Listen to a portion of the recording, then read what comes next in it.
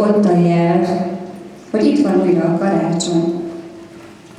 Mint szomjazónak a pohár víz, úgy kell mindig egy kis melegség. Hisz arra született az ember, hogy szeressen, és szeressék. S hogy ne a hóban, csillagokban, ne ünnepi foszlós kalácson, ne díszített fákon, hanem a szívekben legyen karácsony. Nagyon nagy szeretettel és tisztelettel köszöntöm a ma esti karácsonyi hangverseny kedves közönségét. Minden kedves szülőt, nagyszülőt, testvért, hozzátartozót.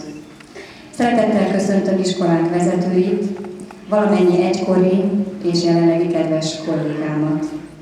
Külön tisztelettel köszöntöm a körünkben helyet foglaló dr. Gesztei Tamás, az iskolaszék elnökét. De a legnagyobb szeretettel talán megbocsátják nekem a ma este színpadra lépő gyermekeket és az őket betanító kollégáimat köszöntöm, akik segítenek nekünk abban, hogy ebben a 21. századi mindennapi rohanásban egy kicsit megálljunk, elcsituljunk, elcsendesedjünk, és ünneplőbe öltöztessük szívünket, lelkünket. Tegnap délután zajlott le iskolánkban a karácsonyi versmondó verseny. Ma este ennek a versenynek a második helyezettjei fogják elszavalni a gyönyörű, szebb karácsonyi költeményeket.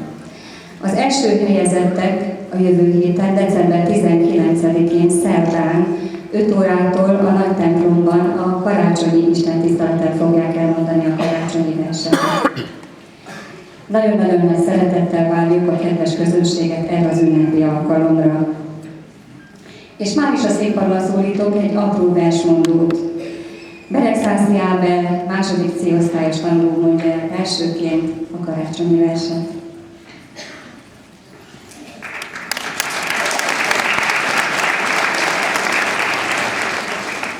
Ünnep, magyar népköltés. Messze, messze földön valamikor régen, hideg istállóban, rongyos falu végen, kicsi kuckójában, nagy kerek világnak, kisfia született egy édesanyának. Szalmás, kemény jászon volt az első ágya, nem volt ingecskéje, tolpi és dumnája. Semmije nem volt szegénykének, nem volt a világon nálánál szegényebb. S mégis azon éjjel megnyíltak az egek, zengve földre szálltak angyali seregek. Messze napkeleten fényes csillag támadt, királyok hódoltak Mária fiának. Messze volt, régen volt, mégis minden évben, ezen a szent napon ünnep van az égben. Ünnep van a földnek minden szögletében, ünnep minden gyermek boldog kis szívében. Kis házban, nagy házban csak róla beszélnek, érte van az ünnep, neki zeng az ének.